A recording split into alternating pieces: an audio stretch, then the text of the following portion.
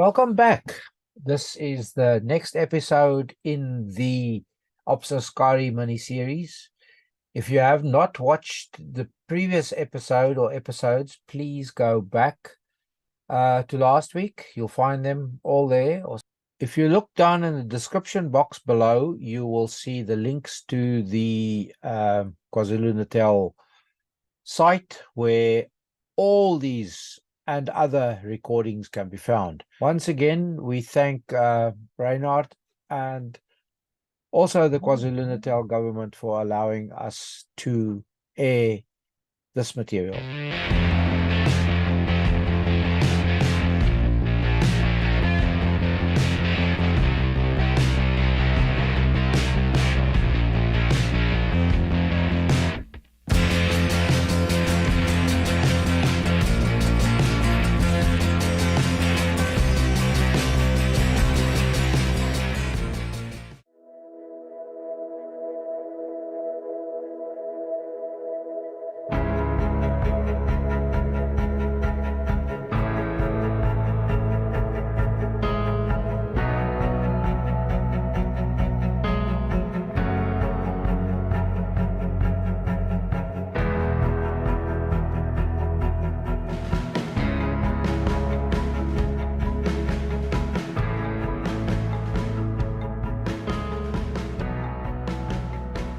So we're going to continue, and we're at Palmarinas, and we are moving from there. We're going towards Ionde, and where the TAC HQ was going to be formed.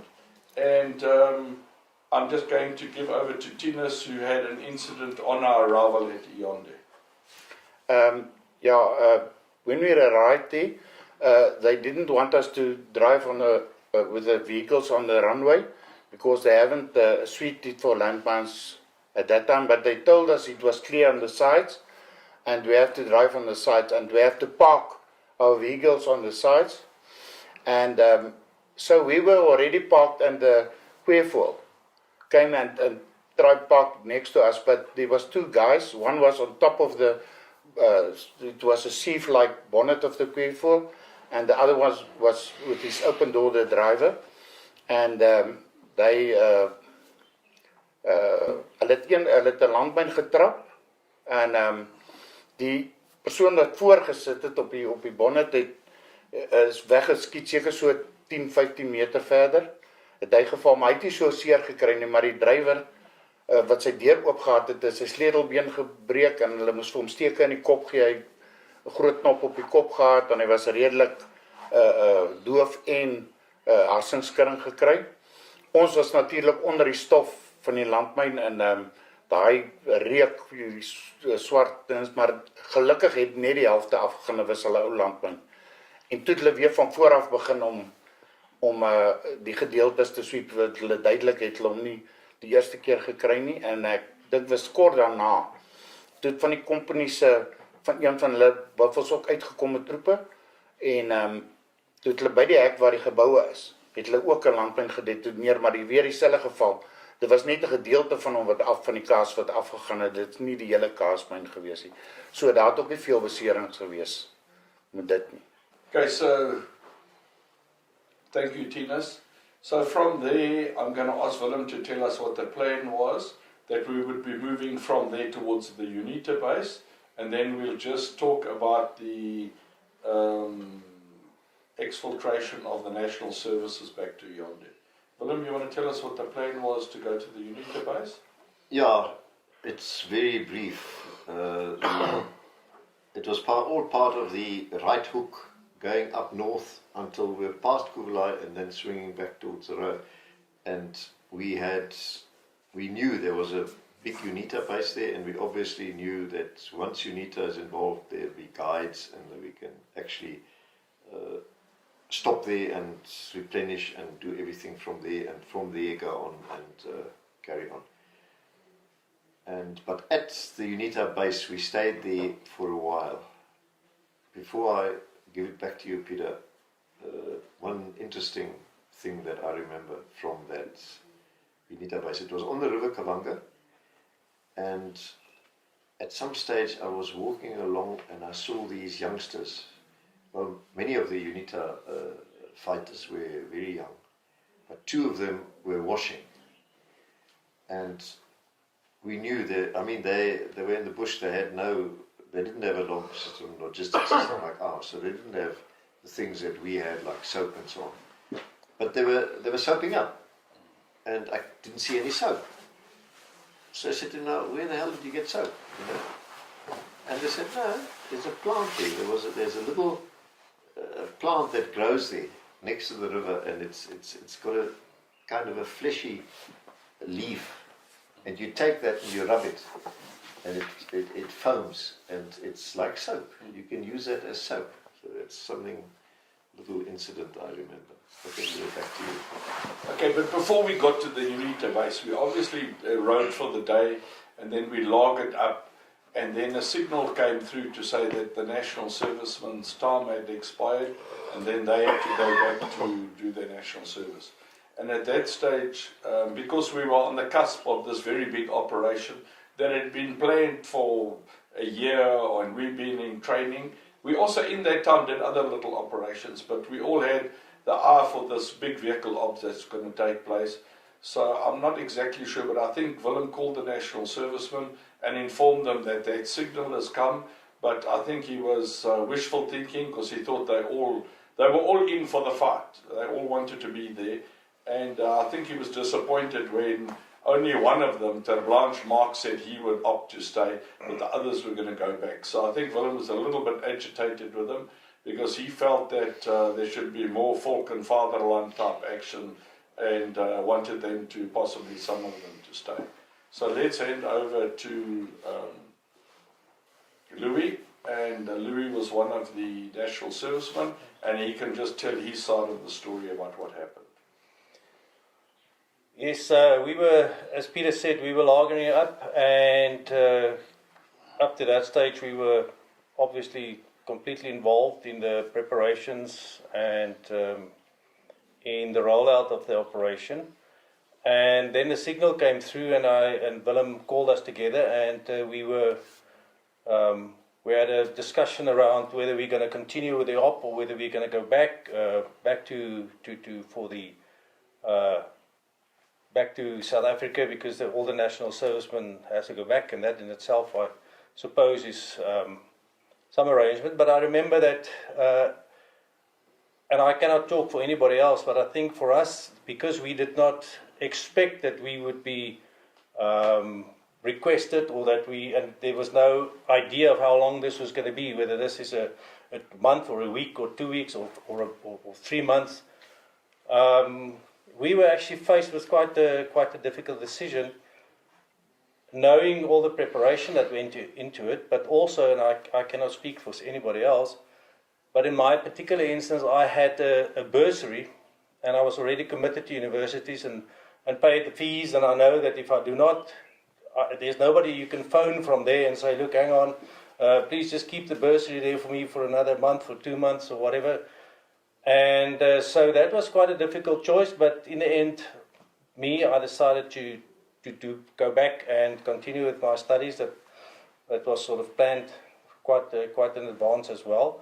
So we had this unfortunate situation with timing, where a lot of preparation went into it, and on the other hand, some personal situation also had a lot of weight, and it was really an extremely difficult situation, an extremely difficult decision. But in the end, as I say, in my particular instance, we decided to continue back to South Africa, and so that was sort of it. And from there, then we had and now there was the practical implications, because we had the weapons there, but they needed the weapons as well. So one of the things, but fortunately we had to walk back then to Yoni, because there was no vehicles, there's no logistics organized for us to be able to go back to Yoni. So in the end, it was decided we will walk back to Yoni. I mean, we were used to walking, so that was not really an issue. We were all very skilled in navigation, and at that stage, obviously, 100% comfortable doing that. That was like it was not really even a challenge, because it's a route that we just came through almost. And so we decided that we will walk back to Yoni from where we had the air transport back to Rundu, and from there we went back to the States. But as I said, the conundrum was they needed the weapons that we were carrying. So the upshot of it was we went along all down the river, following the river without weapons. I think we had one knife between the couple of us there. And obviously a lot of speculation as to who's going to follow who where when something happens. But at least we knew we were lightly packed, and we could do a very quick getaway if that was ever required. But then nothing happened, and I just remember walking because we followed the river along, because now eventually it's going to come out at the Yandi. And I can remember the mosquitoes. There were a massive amount of mosquitoes. You would literally strip them off you in like drones. So that was very uncomfortable. But in the end, that was sort of next day. I think we walked right through the night, and then early the next morning, around about 11 o'clock, I think there was some buffalo that was sent out from Yandi, and that took us the last 2 or 3 kilometers to Yandi, and that was sort of the end of our involvement with the rest of the operation. Yes. Around about how long was it, distance-wise? I don't know, about 20 kilometers, I would guess. I don't know. Night's walk, yeah. Okay, Louis, thank you very much for that. I just wanted to bring some uniqueness into this whole thing and just explain the background, how the national servicemen got there. And some policy changes took place when Colonel Viljoen took over 32 Battalion, and they weren't paying danger pay to the SPs. Those are the black Portuguese soldiers that were in Mahoney or in Buffalo. And so because they weren't getting any advantage to being in the reconnaissance wing, and Willem being a very hard taskmaster and so on, you'd basically arrive there, go to ops, come back, go to ops, go to ops, and the leave arrangement weren't fixed. You couldn't say to a guy in 6 weeks' time, you'll come back and have leave. That a lot of them opted to go back to Buffalo. So we're very short of personnel as such, and that's when the national servicemen were co-opted in to come to the reconnaissance wing, and there were 8 of them. And I just want to go back to Louis, and would you give us the names of the 8 guys that came to us there? I'll try and my best to remember, but just before I do that, just confirming, following on something Peter said, I think what the situation, I think the unfortunateness was actually born there right because of those rule changes. Because there we have this opportunity, but I don't, previously you would not have been given that opportunity unless you were committed for another 2 or 3 years. In our instance, we just were given the opportunity without knowing that at the end of the next year, you're going to have to make a choice suddenly overnight. And so these two things, I think, work together, because well, certainly for me, I never was under the impression that we were going to be requested to stay either another year or another 3 months or something. So we planned differently, as opposed to somebody who knew you were going to be there for the next 2 or 3 years. And then I think that is part of the reason why we had that unfortunate, and of course the timing of the operation. If it was a month this way or that way, obviously that would have been different in itself. Okay, just to continue with, after we've made the decision that we are going to go back to Yandi, and as we discussed, we left the weapons because you guys, they needed it for the op, and so we did the trek around about 20 kilometers. We walked all along a riverbed, and we eventually got to Yandi. And the guys that were the national servicemen that originally joined the reconnaissance unit towards the end of the previous year, 1982, was myself, Louis de Lange, and coming from Meyerton in the Vaal Triangle. And there was Nico Oosthuizen. He was from Secunda, if our memory serves ourselves right. And then Leon van der Westhuizen, he was from Cape Town. There was Tinus, or Tracer Maritz, I can't remember his first name, but Tracer Maritz, he was from Southwest Africa. And then there was Tinus Marais from Kuruman in the Northern Cape. And Terblanche Marx from the Parel. Kenny Kiley, who was from Johannesburg area, if I'm correct, and Peter Turner, who was from the Eastern Cape. He was there in the, I guess, from the PE area. And then there's one person that I seem to recall that he was with us that night walking out, but I have no idea where he would have fit in because he wasn't with our group. But he was also in national service, but he was with the mortar platoon. And his name was Steve Du Plessis, and I don't know whether I may confuse him with some that I seem to recall very clearly that he was with us in that process walking down. But why I think so, I don't really know. But he was, just for completeness, sake of completeness, if I'm wrong, I apologize. But that's what I seem to recall. Okay, so I just want to go over now to the one guy that decided to stay and just ask Ter Blanche Marx why he decided to stay and what was his feelings about staying. Well, what I can recall is by the time Willem asked us, I knew that I didn't have any, put it like this, I didn't have anything to do before February the next year.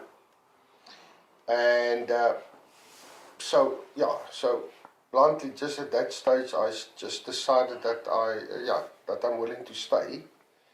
If I had to do something else before that time, I most probably would have to leave at that time. But my studies only started in February the next year. So that's the only reason I decided to stay. Okay, so we felt that that was quite an honourable gesture of yours, even though you had nothing to do. Because I presume that you were aware that we were going to go into some serious combat, and there was a probability that you might not come back. Did you ever consider the fact that, your life might have been in danger? No, not at all.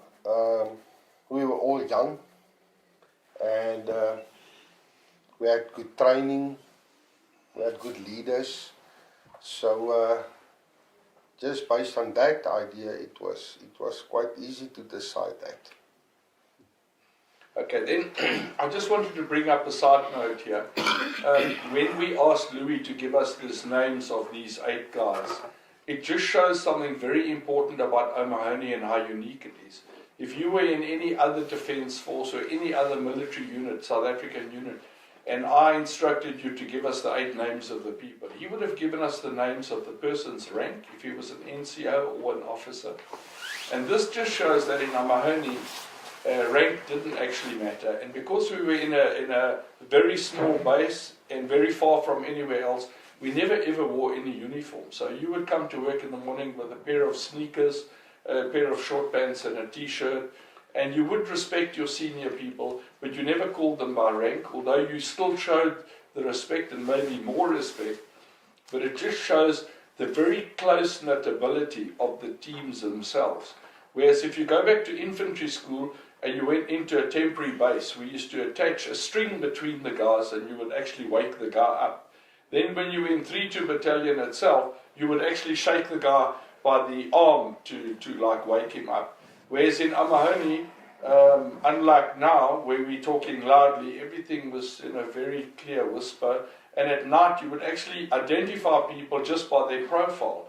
And because you lived so closely to them on a day-in, day-out basis, you actually knew the profiles of the people, and you knew if one guy went tss, you knew there was trouble. You looked at him, and there was a lot of use of hand signals, this being enemy and this being tracks. So it just shows that the unit, the small team, is very, very tightly bound together.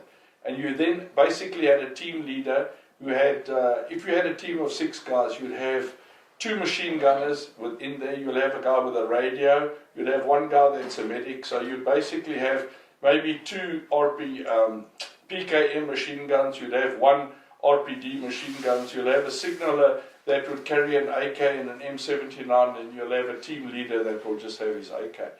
But it just shows you the very close-knit nature and the unique methods that were developed over time from this. And unlike other units where there's national service rotation, there was a lot of overlapping. So when I arrived in the unit, we had guys like Kevin Fitzgerald and Kevin Sardo, and then they would have learned from the original 12 guys that started, and everything was more a question of assisting and instructing. And you gave your knowledge over very easily to your subordinates because you knew you had to rely on this guy's ability in operations. So, and the other unique thing was that Amahoni was actually in the operational area. And I know some of the regional guys that we spoke to earlier on today were telling us that they took a chance once and they went out the base, and 200 meters from the base there was a dam and they were having a swim there, and they didn't have weapons on them that they admitted was incorrect. And one of the Typhoon Swapper guys who had been totally lost and had been chased arrived there in his uniform with his AK, and they were all hiding in the swimming pool thinking this guy's going to shoot them. And one of the guys in a loud voice, challenged him, and he put his weapon down, put his hands up, and they captured a swapper right there next to the base. So the important thing there was that if you woke up in the morning, you went to stand to, you carried your weapon all the time. At night, the guys that had the PKM gunners slept with the PKMs underneath their beds. And if you had to go to stand to in the middle of the night, your webbing was next to your bed and your rucksack was there. And your rucksack could have had explosives in, flapjack mines, should have all sorts of things. So there was never a question of preparing yourself to go to war. You're always sharp, you were always prepared, and the teams did everything together. So once you'd been accepted in a team, you worked the whole time with that team. And the national servicemen, I think, got 10 days leave in the whole year that they were there. And so that's the only time that they would actually be physically apart. So the team was very, very tightly knit, and I think that made a very, very big difference if you compare us to any of the South African units that would have to prepare for operations, go into operational base, test weapons. There's another example, test weapons. We never ever had to test weapons because from Monday to Friday, we used to wake up, do stand to. Straight after stand to, used to do PT and run some distances, do some exercises. And then straight after that, you go to the shooting range and either do drake shooting, target shooting. We had soccer shooting where they put a picture of a soccer field up with different players. And if you were the red players, you'd be shooting the black ones. If you shot your black player, you would shoot into the goal. And if you shot the goal, you'd get a point. It's just an example of innovative ways of doing shooting in different ways. But every single day, you'd be shooting. And then on the Saturday morning, just to make sure you were sharp, there was a satellite base to the north of us called Oikik that was 18 kilometers away. And then you would slip out of base and then you would run or escape and evade. And these bushmen that were real wild bushmen that lived in our area, they would track you, and if they caught you, they gave you a packet of BB. You had to give them a packet of BB tobacco. And inevitably he'll tell his mate, this guy's stupid and his left foot is slightly wonky and the track looks like this, and 10 minutes later you'll be caught again, you'll have to give another BB tobacco. So I just wanted to, from Louis said, just explain to you that this was a very unique group and they did things in a different way, and it was not uncommon as well to have a team leader that might be a sergeant and have someone who was a captain as one of your team members. And I know when Eben Bala came into the unit that he worked under me and I was a sergeant, he was a captain. So ranks didn't matter whatsoever. Kunin Rickett next door to me was a corporal, and he was working with lieutenants under him, and there was no animosity because it went about ability and respecting the experience these guys had. What was stand to? Oh, sorry. So stand to, most enemy will attack you just before first light. First light is as the sun, just before the sun rises. You have the breaking of the dawn and it's a little bit lighter. So every camp in the operational area would, there'll be a signal. You'd get up and go to your place around the perimeter wall itself. Each person had an allocated position, and you would lie there looking over your sides, checking your arc of fire in case enemy attacks. So if they attack you then. And at night the same thing. 15 minutes before it became dark, you'd be standing at stand 2 and you'll just check if anyone's going to attack you. And it was a favourite time for Swapo to attack when things were getting dark, because they could actually attack you, and then when darkness fell they could escape and evade. And it was a standard South African practice. The other thing that also occurred though was used to shoot a fire plan. And a fire plan, our base sergeant major at the time was a guy called Piet Nokia, and between him and the base commander, now Willem Rutter was not the base commander, Willem Rutter was the reconnaissance wing commander. And we had guys from the companies that used to come in, company commanders, like Louis Heap, and they would come and spend 6 weeks at the base, or sometimes they would be spending 6 months at the base. And then the base commander, the base sergeant major, was Piet Nokia. He was there for a long time, but when he went on course, it would be Kevin Sado, and we had guys that came in from other units as well, like Mark Klein, that came in to do a 3-month stint. So between the base commander and the base sergeant major, they would decide we're going to shoot a fire plane tonight. And it would be chosen any time of the night, and you'd get the signal that the base was under attack. You'd go to your position and you'd start firing. Sometimes they put targets out and you obviously had to shoot the targets. There was a fire plan for the mortars, and they had registered targets, and they'd be told you're firing on target 1, target 6, target 7. Obviously the target areas were places that had been reconnoitred beforehand and that there was no civilians or anything, and then those bombs would be landing over there. And it was a way of just showing the enemy that we were active and we were ready for them. And it is one of the only bases in the whole operational base that was never attacked either by indirect fire or by fire itself. The only attack they had is the one I spoke about, where that typhoon guy got lost and he was thirsty and hungry. And when they actually caught him, all he wanted to know was about food and water. And they fed him, and at one stage they had to stop feeding him because he'd eaten like 3 days' food in like 2 hours. And he was very helpful, and he gave us a lot of information what was going on. And he was one of the guys that said that the O'Mahony area was a no-go area for them, and they had to be west of the 1730 or far east of the 1830 cut line. And they basically used those routes because they had national servicemen patrolling those areas. And they would basically infiltrate from the north to the south to get into the soft farming areas to the south. Peter, I know that's probably not exactly now the topic. I know we're going to move on to Askari, but just to underline what you said about how different this unit was. For us as national servicemen, having just gone through the year before, the infantry school doctrine and how you treated the fact that that area was operational, all the other people would. That's where other companies or other units did patrol. That was their operational area. But I know that, for example, after one op that we did, we came back, and usually I had 2 or 3 days base leave. You couldn't go anywhere, but you didn't have to do anything. You could just get your kit ready, wash, get all the black is beautiful off, repair your kit, do all those kind of things. So at that stage, then me and Nico Oosthuizen decided to take some of the horses that we had at that time, and we wanted to go to that Lagoas des Elefantos because somebody told us it's beautiful there. And we decided we don't want to spend that 2 or 3 days in the base.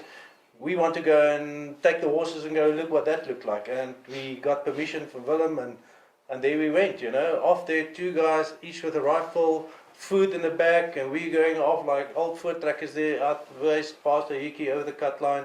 And we were spending time in that beautiful area, and 3 days later we came back.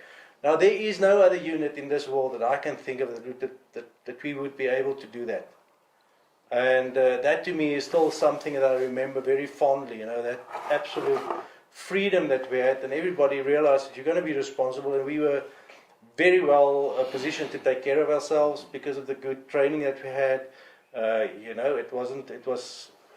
Anyway, so that was something that just to underline the uniqueness of the unit, So while we're a little bit off topic, the horses, was that used anytime logistically or? There were some experiments done with that didn't turn out, they were not very suitable. Mostly, perhaps in part because the horses that were there were not very disciplined horses, and they were not really, they were very unpredictable. Well, that's a complete different story, but no, they were never used for Okay, let me just practice. talk about the horses quickly. So, basically because O'Mahony was so unique, and I think that Willem Rutte had such a good relationship with the higher command, especially with Colonel Dion Ferreira, that any experimental ideas were always welcome. We had the guy from CSIR, his name is Dr. Vernon, joined, and from time to time him or some of his people would come up and do experiments, not on us, with us, to show us equipment and unconventional things that they'd done. I know at one stage he came up with this bicycle that had explosives in it, and we gave him 2 bicycles that we'd captured to get the right make and size and everything. And basically we had to leave these bicycles behind, and then, you know, if you did 600 kilometers on the bicycle, then a spark would go up your backside, or, you know, something would happen to the bicycle. And it was a while after that that suddenly SWAPO just decided to get rid of all bicycles. They're not going to use bicycles to infiltrate. I'm just giving you an example of one such thing. But Louis is right, there was a lot of freedom for things to happen. And I actually think that Willem in that time had gone back to Zimbabwe, and he had married the love of his life, who was Zanzi, and that when she came to base, she lived on base, and she was a very ardent horsewoman, and she wanted a horse. And so in that process, we had some horses, and we actually had a corporal called Andre Pina, that actually came from the cavalry horses, or we called it Bereda, which was the horse guys. And so he took over all the horses that were there, and he was in charge of the maintenance of the horses and keeping them fit and so on. And I think, you know, any distraction that we could get, I think all of us aren't frightened of falling off a horse, because when we used to go there, and it wasn't by design, it was just because, you know, it was a nice thing to do, and we used to have competitions with the horses, and some of the more stubborn horses, we'd see who could stay on the longest before they were thrown off. So the horses were all part of the bigger scheme of things. And then I just want to touch on Operation Spiderweb. And Operation Spiderweb, we'll discuss at length later. But Operation Spiderweb is much like a spider web. There's a spider in the middle, it's got a web around, and you've got these little satellite bases. And you'll actually walk every single day from one satellite to the next. And that way you cover a large area every single day. And should there be any enemy infiltrating through your area, you'd be given early warning that they were there. And then we had a reaction force, which was 2 buffels, and some of the base personnel, be it the chef or the signaller. And when the reaction force was called upon, they'd all get on the vehicles and go and follow the track or eliminate the threat that's happening. Okay, so we have now the National Servicemen, 7 of the 8 have departed, and they've gone back to Yaoundé, and obviously they were now rerouted back to Buffalo or Amahoni. They've cleared out, they've gone back to South Africa. What's an interesting point at this stage is that the officer commandings of all national service units have to send a signal to Chief of the Defence Force to tell them that all their national servicemen have gone home. And I assume at this stage that Sergeant Major Rosa, who's the personnel officer in Rundu, has sent the signal to Chief of the South African Defence Force to say, we have no more national servicemen, and they've all departed. But we still had Ter Blanche Marks that is now volunteered, and we haven't volunteered the fact to the TAC HQ that he's still there. We conveniently forgot about that. We moved forward into a UNITA base, and I must say the UNITA base was very, very neat. Because it was next to the Kabanga River, there was lots and lots of reeds, and they had these very nice, neat thatched houses. And I think I remember I had my own little house, and there was Batman from UNITA looking after us, and they were very hospitable, and they just couldn't get enough of us. So at this stage, if I remember correctly, Willem Rutte decided that we should go do a foot patrol to the north and just go and investigate the situation to make sure that SWAPO wasn't maybe trying to infiltrate the area and attack us. And at that stage, Henk Maritz and myself formed a team together with some other guys, and one of those guys was obviously our Tiffy, Oscar Delport, and he was quite a big fellow. And during this time, he'd done a wonderful job with the vehicles, and we hadn't even had a flat wheel. And as one of the previous speakers said, we had 2 spare wheels on the vehicle. And then a most important thing that they will negate to tell you is that I actually live on my stomach, okay? And when we left Amahoni, I made a plan and I took 2 RPG-7 boxes and I put them at the back. There was a space between the battery and the water tank, and I put 2 of those big crates in there. And in there I put some tinned food, but there was a bag of potatoes and a bag of onions. So whenever we had an opportunity, we used to make some slap chips, and we used to entertain the guys with a little bit of food to boost the morale. I think at this stage we should just go back to Henk and let him just explain the morale after the 7 guys had left us.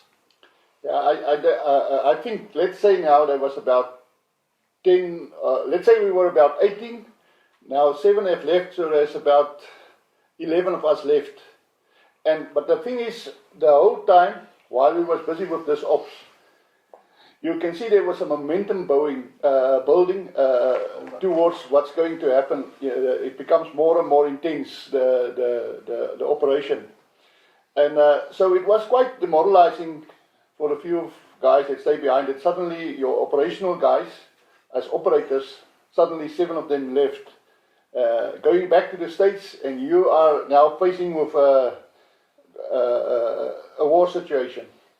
So Willem sent us north with Peter, and we had Dallas with us, and we want to mention Dallas in the sense Dallas was a big guy, and he was carrying an RPD, and he was really excited to join us.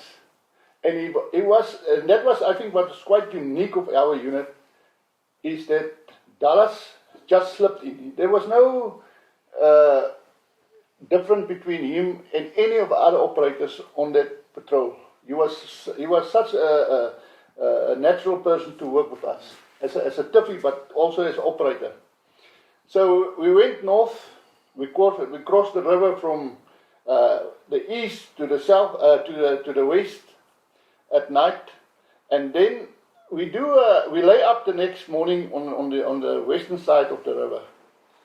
And the Blans remember something more about the comms that we had, where Swapo realized that we were in the area. So we were there in the morning for a few hours, and then suddenly Peter said, we must pack up, we go back. So now we have to cross the river again from the west to the east, and it is quite frightening crossing the rivers. So I was a little bit upset of all this river crossing. I was gutful. But okay, that was what happened. Can I just interrupt you? So why were you anxious? Were there crocodiles in the river, or was it you look? Swim, first of all, we are not reason? good swimmers. Some guys coming out of the Kalahari was not always the best swimmers. But we had a technique to put all our kit in our bivvy, and we put our empty water bottles in, and then the thing float in front of us, and we float with the stream. And so it was not that difficult, but the fact that there was crocodiles make it more and more, to get your mind to that process, a crocodile can eat you. I think that was the most frightening of the story. And then it just had to cross back the next day. But that's what I want to say about Dallas. Dallas was really a very nice guy to work with. And I think that is the type of people that was in our unit, that it doesn't matter what task came up, we could do it. We could fit in easily. You can maybe mention about the next day when we have to go back. Well, I just want to say the river crossing, how I remember, is why we had to go back across the river the next day, because, and that's only how I remember it, is because Peter picked up on the radio in some other way that Swapo, whoever is really, they know about our position or that we're in the area, and that is why we had to go back just the very next day. How deep and how wide was those rivers? That river was a big river. I would say about 100. Yeah, it's about 100 meters wide. Yeah. And you have to drift behind your back with your kit, with your rifle on top of it, and you drift down this river. You don't know where the You crocodile is. start here, but you end there. So, but that is why I think why Henk was so upset, because he crossed the river, and then a day later we had to cross it again. And that was because what Peter picked up. And yeah. So I remember the river quite clearly. And after we'd crossed over the river, we were on the shallow side of the river, and it was still water. But the problem was when you got to the other side, there was a slight bend in the river. And when you got to that point, the eddies of the water would start pulling you and swirling you around, and you'd get that feeling of being a bit disorientated. And I think with the less competent swimmers, that part worried them a little bit. But fortunately, we made it over quite clearly. I just want to bring another point up that Henk has now spoken about. And although he said, Dulles was a tiffy means he's a mechanic. So he's actually working on a totally different corps to what we are. He wasn't a personnel officer, a finance officer, or he wasn't an infantryman. So he was totally a support guy. But in the South African Defence Force, unlike other defence forces, you have guys that are specialists in one particular thing. In America, you'd have guys that were just boat mechanics. Another guy would actually drive the boat. Another guy would service the boat. And so you'd have different components. In the South African Army, it's very much you'll have a team of, say, 6 guys in the team, but there'll be 2 medics in the team, there'll be 2 signalers in the team, and anyone can do any particular job, and you're all fairly competent at it. Although, obviously, some important jobs, like the radioman, we obviously took the guy who was best at Morse to communicate with the radio. And if there was a medic, we'd obviously have the best guy carrying the medical kit. But if that guy was injured or hurt or had to leave, we would just replace him with the second best medic. So I think in the South African Army, especially in the reconnaissance wing, we were jacks of all trades, and anyone was able to do any particular job. And even Captain Willem Rutte, or he could have been Major Rutte at that stage, if one of the guys had fallen out, then he just fills the guy's post and then you carry on. So I think that made us unique. But straight after that, we obviously went back, exfiltrated back to the vehicles, and then the operation per se started. And we were going to travel first parallel north with the river, and then we were slowly going to turn west, and we were basically doing a big dogleg towards the right. And from that point, to the west. And at that point, we obviously were going to do a dispersal point, where we left the vehicles behind that would be in tactical stage behind us, and then we would go forward and infiltrate one of the bases, and from there basically we would have support of the three 2 battalion companies that would be airlifted by helicopter, and then we'd attack the base. So that was the phase that we were in at that stage. Yeah. Nog iets, hè? Yeah. The thing is, then we prepared now for what Peter said, where we are going to infiltrate and do a reconnaissance on Swapo bases. And so we was now like, how many people we were? We were 10. 10. 10 that did the... Yeah. So to do, and that's now a walk-in reconnaissance, a proper reconnaissance. And so we... Armed reconnaissance. Yeah, armed reconnaissance, yeah. Yeah, and so now is what we are trained for. What we are going to do is to do a proper armed reconnaissance. And Peter was our stick leader. We had all the other guys there, and was very competent guys. And Dave van der Merwe, and Daisy, and Koenie, and Mats, the volunteer. And we had the UNITA with us, and we had 4 RPD machine guns. I was carrying a PKM, and UNITA was carrying a RPG, and Koenie was doing the radio and the snot news.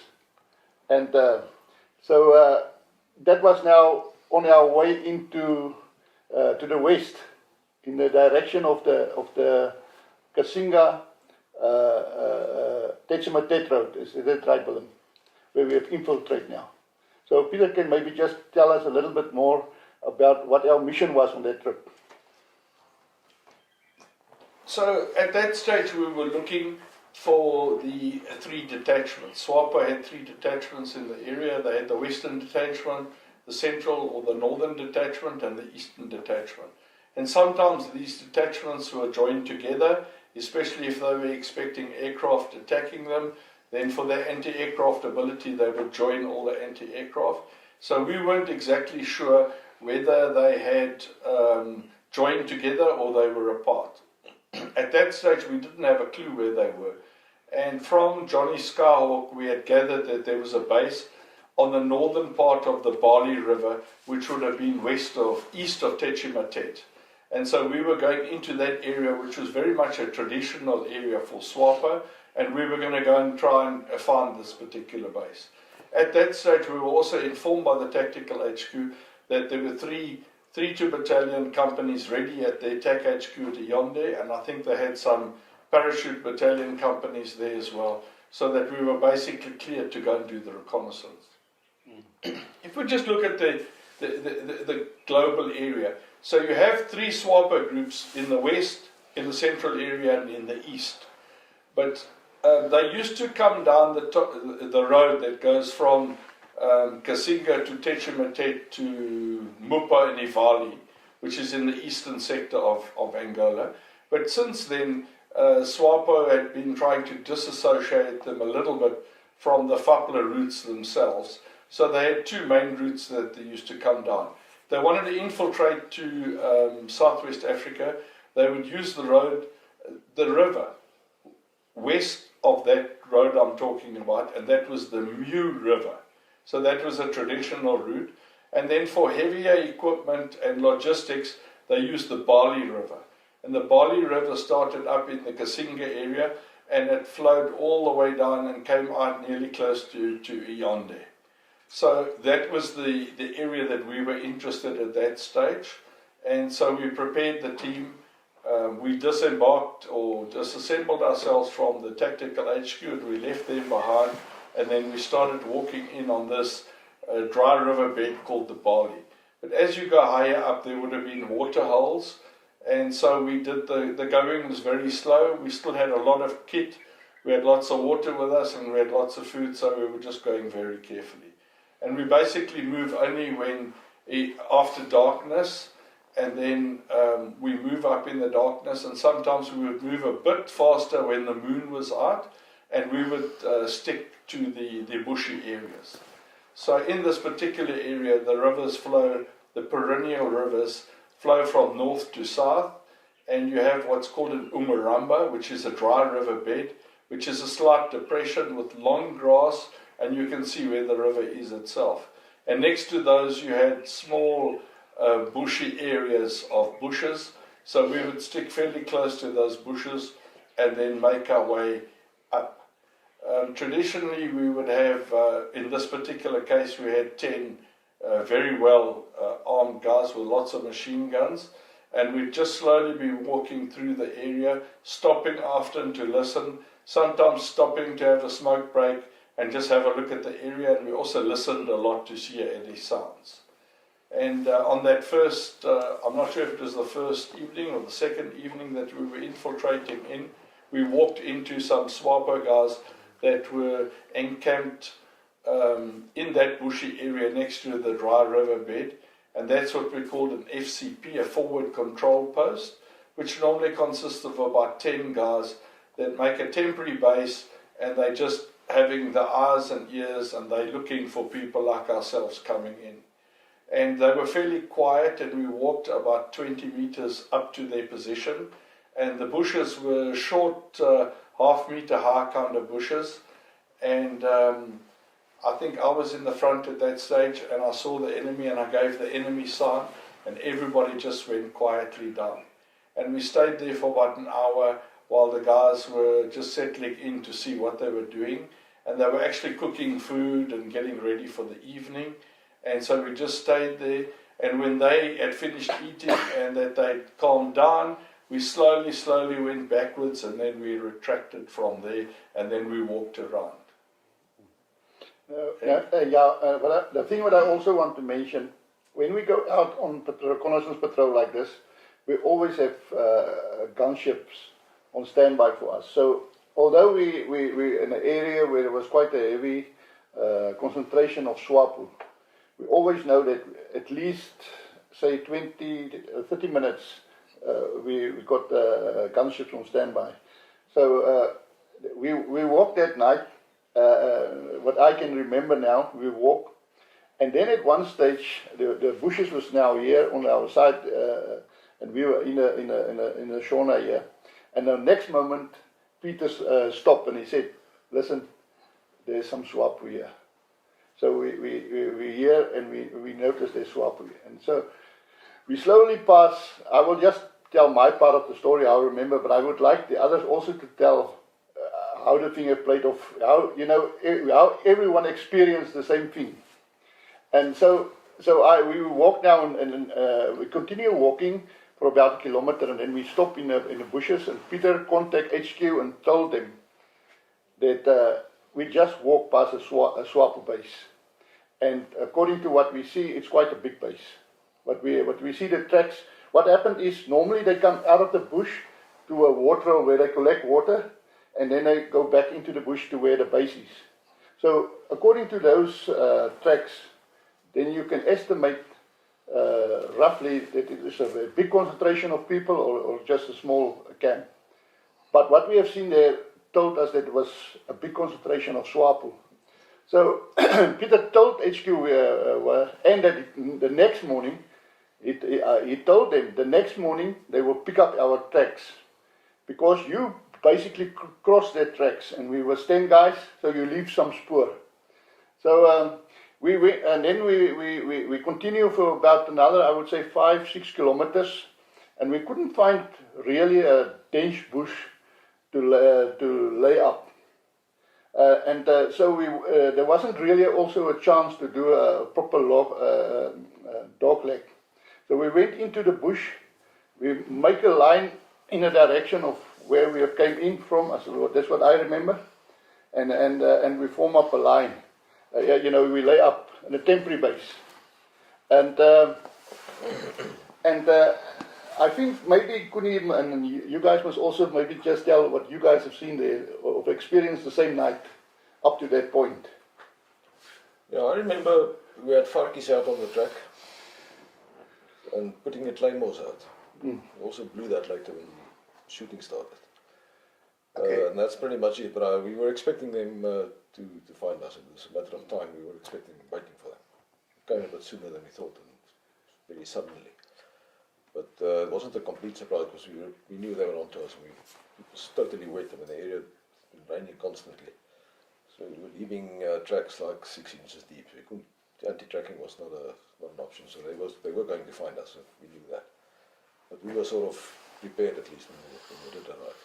So, yeah. And you, Max, how I recall it is, I can remember that Peter called up HQ or whatever, and that we picked up the base, that I can recall very well. And yeah, looking for dense bush, we couldn't find dense bush in a short distance. And then eventually we came actually upon this very dense bush, if I recall right. And yeah, from there on, we set up the claymore mines, that I can recall definitely. And then, before we drew fire, I can actually remember that Farky was the guy lying closest to the point of entry from where they would have come in. Yeah, he was out of the TV a bit. Yeah, he was actually on guard, I think. Yeah. So up to there, I can recall the same thing as what Henk says. Yeah, I just want to ask Willem. Willem, when Peter now contact HQ, and he explained to HQ, that we have just walked past the big SWAPO base, and the guys will pick up our tracks. Just for interesting, what was HQ thinking about the whole thing? Yeah, well, we weren't actually HQ, we were just our own little tactical HQ. The vehicles formed our, let's call it the reaction, our mobile force. We were the mobile force for you guys. Yeah. Yeah, if all comes to the worst, we can rush forward to the vehicles and come and help. But the idea was as soon as you pick up an enemy camp, the TAC HQ, the battalion HQ, would then deploy the Pumas and the gunships and make it a big attack with everything that opens and closes. That was the idea, and that was what we were working on. Yeah. Okay. What happened then in reality on the ground was a totally different story. But until that changed, I was quite relaxed. You know, we stood there and we watched, and we knew that you would survive the night. That was no problem. But early morning, the battalion attack force would go in, so everything would be hunky-dory. Yeah. Now this is where you are at this stage. You're now in your position and waiting for the battalion to come into attack, and then I think Peter's got to explain how that developed. Yeah, I just want to hear Willem. I just want to ask. Now we laying up there. Now Farkies was on this side of me, and then Marx, and then Peter was at my back. He was now behind me, and him and Koenie. And Farkies have to go. It's now his time to go out to the forward post. Now this was by day. Now was this the next day? This is the next day after we picked up the base. Yeah. And it had become light. And after did you know at that stage that the battalion's not coming down to come? Okay, so when we picked up, we knew that the base was there. I just want to say there was a reconnaissance done into the base as well. Yeah. And that was Dave van der Merwe and Farkies Venter. They split on their own, they went into the base, they confirmed it was there, they confirmed there was anti-aircraft, and then they came back to us. But that was before we were close to where the tracks and everything were. From there, as Koenie said, we were walking and it had rained, so we couldn't leave. We were leaving tracks all over, and we struggled, as Ter Blanche said, to get a place because there was high canopy Mapani type trees, and the bottom was fairly open. And then we came to a bush of small Mapani sapling trees, very green, but it was very, very thick. And it wasn't big enough to actually do a dog leg around it, and we just went straight into it. And that was actually a tactical move as well, because if you're going to do a dog leg, and the enemy's on your dog leg, they're always looking to the left and right of the dog leg, expecting you to have done a dog leg. Yeah. And the guy that was in charge of this base was actually called Aquanemba Point, and it was actually the logistic rear base for the three detachments. So we were behind the detachments, and this was the bigger base. And I found out much later on that the guy in charge of that base was a guy called Bulanganga, so he was in charge of that base. And we knew that things would get hairy if we got involved at that level. So we were inside the base, and as Koenie rightly said, we went down and we just put out our claymore mines like we normally did. And a claymore mine is basically a piece of explosive encased in a piece of plastic, and in the front it's got many, many ball bearings. And we had a special initiation with a stake, so we didn't electronically detonate them because the electronics in rain and so on wasn't always effective. And we devised our own little system with 2 pull switches. So you had a rope and you manually pulled the rope, which set the detonator off, and then there was a detonation cord, and then the claymore mine would go off, and it would have a large killing distance of like 15 meters ahead of it at a nice broad angle. So those were put out. But we also had a thing called a flapjack at that stage, which is just a small piece of plastic with a plastic explosive with some ball bearings. And I know that I took mine and it was put there with the claymore mines as well. And so we were expecting the enemy to come, and Farkies, it was his turn to go forward, and he must have been about 15 meters ahead of us, obviously quite close to the edge of the bush itself. And so Farkies Venter was actually the guy that had been saying all along during the beginning, the build up to Askari, that it's about time. He's been in the reconnaissance ring for so long, and although he'd been involved with skirmishes, he hadn't actually been in a big contact. And he was actually telling us he can't wait to get involved in these, the big blooded contact type thing. But Farkies, like all of us, had our weak moments, and I think that he realized that it was a very big moment and things were going to go wrong. So he made a few little tactical blunders. But during that night, after we'd confirmed the base, I got back to the tactical headquarters where Eddie Viljoen was the OC and he was there. And at about 3:30 in the morning, when I eventually made contact with them, they told me that there was a slight issue with them bringing in all these forces to attack this base and basically try and eliminate the base. And that was, there was an attack against our forces at a place called Kayundu. And they had lost 2 vehicles and some people were killed, and it was a great dilemma for them because all the forces that were due to come to us would avoid to this place, and they said they won't come to us within 28 or 48 hours. So we basically were 2 days on our own and there was nothing they could do for us at that stage. And that's when we realized that we were in trouble, we were too close to the base, the enemy were definitely going to pick us out and we were going to have a fight. And then Farkies went out, and Farkies was a smoker at that time, and I think that the pressure was so much that he thought he must have a smoke. Although we didn't carry any cigarettes, Farkie had taken a piece of plastic that we used to mix cool drinks things, and he put a cigarette in there, and he had a piece of flint, and the demolition matches had a special piece of flint with a special match, and he put those all neatly into this plastic bag, and our rucksacks are tubing, round tubing, and he put that inside, and he had 1 cigarette in each of the tubes of his rucksack.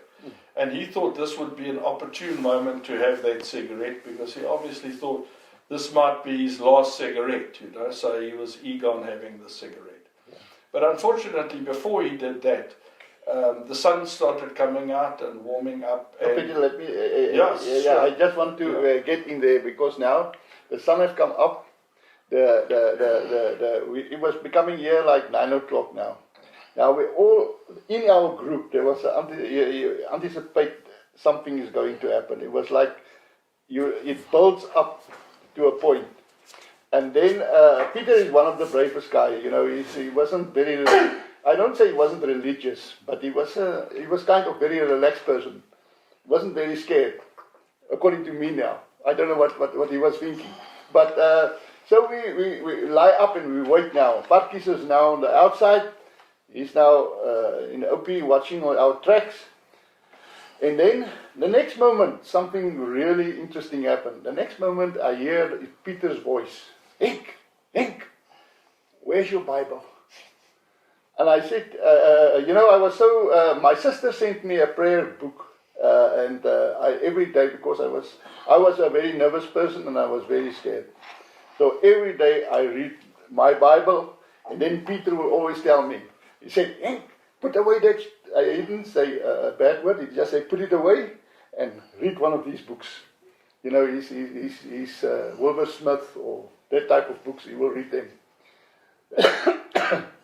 So I was quite shocked that Peter asked me my Bible, because if Peter asked me my Bible, he's also knowing something is going to happen. So I pass him my Bible, and he read a little bit, and he pass it back to me, and maybe you know, and so the situation, the whole atmosphere was that something will happen. Tense. Yeah, it was tense. So you want to tell Farkie's story outside what happened? Yes. So, being a team leader in 32's reconnaissance wing is very, very easy, because all the guys support you and you don't actually have to make a decision, because they know whatever decision you make will be the best decision. But should you do something controversial, they will question your decision, you would explain it and you go. But because the team was so slight-knit, they basically could predict what you were going to do next. So there was a bit of a pregnant silence at this stage within the group. And the guys weren't cooking, they were doing nothing. And I saw that Henk also got the signal that with me reading the Bible to gain a little bit of confidence and get a little bit closer to my lack of religion, he started packing his stuff as if to leave in a hurry, you know, because I saw him unpacking things that were unnecessary, putting them aside. But anyway, Varkies Venter is out there now, and he's wet, and he decides he's got these follow me not tackies that have got no soles at the bottom because they're rounded, and he decides to take these 2 tackies out and just sun them a little bit. He then opened his shirt to sun his shirt as well, and he had his AK there with him, but he was now more concentrating on these other matters. And I think he lost a bit of concentration, but he eventually got his cigarette out, he put it in his mouth. He told me later he hit that flint and he was worried because the flame was, it's a bright flame with that particular match. And he sucked that cigarette smoke right into his lungs. And he said he must have sucked like a quarter of the cigarette because his lungs were now filled. And he said before he could exhale, he saw the bushing moving in front of him, and this large Swapo guy was standing in front of him, but like 3 meters away. And the guy lifted his weapon very fast to his eye, and he was aiming at Varkies. And Varkies was that split second behind. So Varkies lifted his weapon up to get it in his shoulder, and when it was in front of his chest here, the guy shot the first shot off. And the first shot hit his magazine of his AK. And then Varkies said he knew that he only might have 1 shot and the second shot might not be there. But I think that we were used to doing this movement where you aimed and then you shot immediately. So he was a split second behind and then he shot. And he shot the guy in between the eyes, and the guy just dropped right there. Obviously all the other guys behind that Swapo guy then opened up fire, and we couldn't return fire because Varkies was still ahead of our circle as such. So we held back on the fire. But the guys with the machine guns, the PKM of the enemy, were shooting lots of lead, and it was coming through very, very low. And everyone was right down in the prone position. And soon after the fire started, everyone was worried about Varkies and where he was. And Varkies' name is Daniel Venter. And his nickname was Varkies because he had a particular nose that looked like a little bit of a pig. So he was called Pig Nose, Varkies. So Varkies came crawling in at high speed into the TB, and he had one tacky in one hand and he had the other tacky in his mouth, and he crawled straight past me, and Kuni was slightly behind me, and he snuggled up to Kuni there in his little shell scrape. And I think an argument ensued immediately because he wanted Kuni's weapon. Kuni wasn't going to give his weapon. Eventually Kuni conceded on giving the M79. Soon after that, I don't remember, but I think Kuni had the stakes to blow, and we gave the order that we must blow. And as soon as we blew them, I think a lot of the Swapo guys were hit with the shrapnel and so on, and then we opened up fire. And obviously when we opened... Can I just come in there? Sure. Yeah, when the shots has been fired here, we can see nothing. We just lying here now, and suddenly the bullet, the guys, Swapo is firing at us, and it's just... so we start firing back, but Varkies is still on his way from in, but Varkies is running. Running. Yeah, he was running. He was running like he was running like this. And the next moment, as he come in, he just like he went straight for Kuni. He said, "Kuni, gee my jou wapen, give me your weapon.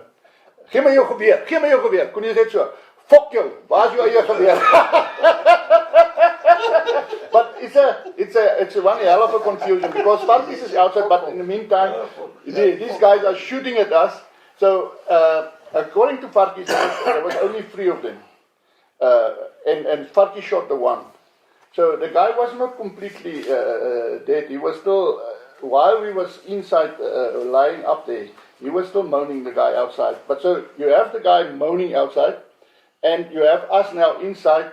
And as Peter said, we fire, and we also fire the claymore mines. And with that, the other guys, 2 guys have run away. And so we all in this now, a dead quietness. Nobody knows what's happening outside except for the one guy that is now wounded outside and he's moaning. So maybe some other guy can just come in and just... Well, let's just ask Kuni what his experiences were, because he was in the heat of the battle now. Yeah, I just remember initially not firing because of Varkies being not exactly sure where he was, but lots of fire coming in. bark and twigs and leaves flying around. And eventually Varkies did come back in like under 4 foot, I remember, with eyes like this, and he's asked me for my rifle, and I told him, I'm not sharing my rifle, sorry, where's yours? And what had happened, I think, the way I remember it is, the bullet had hit very close to where his weapon was. He got a bit of a sandblast, he had blood on his face. And it stopped his rifle, it wasn't working anymore. I think by the sand, or the magazine maybe, I can't recall that exactly, but his rifle wasn't, he said they shot his rifle out of his arm, out of his hands. But I remember it just stopped, it was probably sand in the cotton mechanism, I can't remember that exactly. We continued firing a bit and I pulled the claymores, I remember that, and then it sort of went quiet immediately. And that was pretty much it. We started packing up. We stayed for a while longer. We didn't leave immediately. I thought we'd stayed a bit too long after that. We wanted just to get out of there, but knowing the area was like open, everywhere was like open, wasn't a good move maybe. So we stayed quite a bit longer before we then legged it out again for knowing the guys will be back eventually. So that was my immediate Mark, you will add something? that, Because what I remember, I just want to, we're laying up quite a long time there. Because now Peter can come in here, he contact HQ and told them, listen, now we had this contact, we report the contact. Ammunition. Yeah, and ammunition. We haven't fired a lot because it wasn't a long contact, it was quite a short contact. But now we are compromised. And so the guys know we are there. We know there's a big base. And Peter contacted HQ and told them, listen, we are now compromised. What must we do? And Peter, maybe you can then explain what they told you. Because now we're laying up, we're all tensed up because the guys have picked us up and we don't know how many of them are outside, and there was quite a bit of uncertainty what's going to happen. So when I made contact to say that there was a contact, we've been compromised, they made it quite clear to me that they don't have any assets, so they can't send us an Alouette, they can't send us a Puma, because they otherwise engage at Kayundu, and they wanted us to exfiltrate out to the west, to the main road that runs from Kuvalai to Tetramatet. yeah. And we didn't know if that was such a good idea, because we thought there was enemy along that road as well. And so it took us a while, or it took me a while to come to a decision what exactly we were going to do. And we didn't actually have many options, but one thing we knew for sure, that we were in the big shit, you know, and that we'd have to stick together. And I told the guys as well, we just stick together now, no matter what happens. Yeah, now, and then Peter, we wait, I think till last night, I couldn't remember. yeah, we walked at night. Yeah, Through the night, yeah. so we waited, but it was now a long time. We spent the whole day there, and we was, you know, everything was tensed. We know there's some hell of a lot of Swapo. So after last night, we left, and we continue with what the HQ have told us. We must go west, and but we told them we're compromised, and you know, Swapo know we're in the area. And we walk, I remember we walked right through the night, and early the next morning, I would say just about first light, or just before first light, as I remember it, we crossed a road, I would say a single vehicle road, but quite wide, like and there was just Swapo tracks on that road. There was tracks everywhere. So we know there's a lot of presence of Swapo in that area. So we cross that road, we walk for about, now it becomes first light. So we walk, I would say on the southern side of that road, we turned to the right and we went into some long grass, as I remember it, where Peter said we must lay it up. If I'm correct. So we went into that long grass. There was no proper cover. There was one tree where maybe we could have put up the radio, and further it was just long grass. So we went down in the direction of our tracks where we came in. So we faced in that direction. And I couldn't remember how long it wasn't very long. We just went down. And Daisy was on this side of me, as I remember, and Barry was on this side, and Dave and Marx and The UNITA guy was back there, and Kuni was busy putting up the radio. We were just busy putting up the radio. And so Barry was now crawling. We was lying with our machine guns lined up. So Barry now started crawling out to put up the claymores. And as Barry was about, I would say, about 5 or 6 meters in front of us, the next moment we hear the swap, we hear them talk on our tracks. And now Barry also heard it. So Barry looked back at us. And I mean, everybody is now nervous because we hear Swapo talking there. As Barry crawling forward now, still forward, but he looks back at us and he smiles and he crawls and he went up and he put up the claymore quickly and he crawls back. And I think as he enters into the line, the next moment the firefight starting. If I'm correct. That's right. No, Yeah. that's right. And as the firefight started, the radio was not up yet. Kuni, you can maybe come in No, there. it was up because we, if I remember correctly, we put up immediately when we Yeah. decided just to lie up and put the aerial up immediately to call for help because we knew the guys were going to Yeah. be arriving anytime soon. And what I do remember when the shooting started, what it was, I don't know, but the aerial was the first thing that was hit. RPG. Yeah. But the aerial was gone, we had no Yeah. So we had the bit of a shootout, and then we could fix the aerial. I mean, we cut off a little piece and we fixed it, and we managed comms after the scrap, but not before. Yeah. We couldn't talk to the guys before. Yeah. The first thing that happened, the aerial was gone. Yeah. I don't know what, I can't remember, this is RPG-7 that shot it off, but it's, That's what I can I remember that was the aerial was gone, yeah. And the buddy firing, RPG crawling forward and firing, and crawling back and firing, and crawling backwards and forwards beside me, I remember that. And I had fired the AK-47 first and then lobbed M79 grenades after them. When the initial grenade went through, but I lobbed M79 grenades after them. And they withdrew. I can't remember how many, there was more than a couple of guys. I mean, from the voices, it sounded like a fair group. I can't remember how many. I don't think we killed any. Didn't find any bodies afterwards. We took a bit of a walk out and didn't see any bodies. It was like bandages and stuff like that. So that was my recollection now. Yeah. But Okay, can I just tell you about the aerial? So what happened is, as soon as we got in, Kuni had put the radio up and he showed me the thumbs up that we've now got the aerial up and we're able to talk to the HQ. And then when the volley of fighting started, it shot the aerial down. yeah. Okay.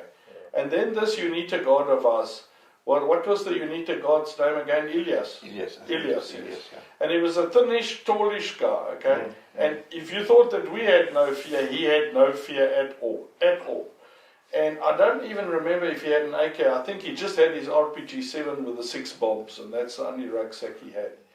And he casually got up next to a burnt-out tree, and he stood next to it, and he loaded his RPG-7 bomb, and he aimed it in the direction of the enemy, and he let fly. And the second time the aerial went down was because of his backblast of the RPG-7. That shot that thing in the air. And I remember Kuni was the bliksem in with the guy, and he had to crawl out there and put the aerial up again while the fire was going on.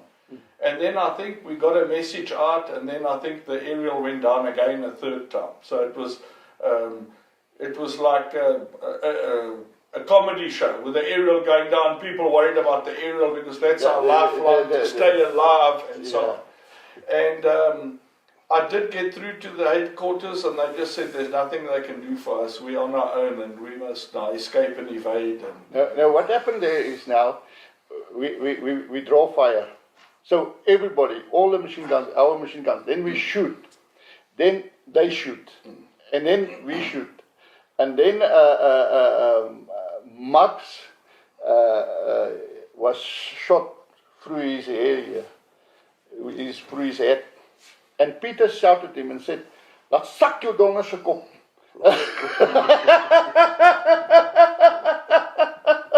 But it's now one hell of a firefight. But I remember that is my experience.